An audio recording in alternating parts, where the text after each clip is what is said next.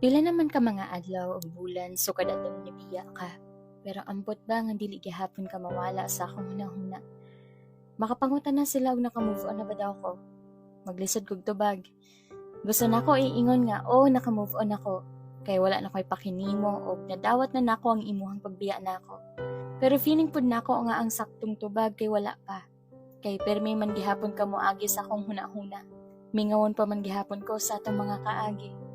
Unsa di ang tinuod nga naka-move on na? Kana bang wala na kay pakay sa iyaha? O kanang dili na kami ngawon sa iyaha? Libog no? Murag katong gibuhat nimo sa ako sa una. Naglibog ko kung anong nawala ka og kalit. Naglibog ko kung anong gibiyaan ko nimo og kalit. Naglibog ko kung anong nawala ka. Nimis kan goodbye o pananghid man lang nga dili nako, muundang nako, dili nako interesado sa imo ha. Kay wala nimo nabuhat sa ako Biskan sa inaana man lang nga pamaagi. Gi-aware pud unta ko nimo nga mabiya na ka. Dili itong gibuhat nimo nga nawala ra ka og kalit. Mao nang hangtod karon, daghan pa gyapon kog mga pangutana sa akong hunahuna ang wala pa matubag. Kung naka-move on na ba jud ko, ug nganong nibiya ka nga wala ko kabalo og unsang rason.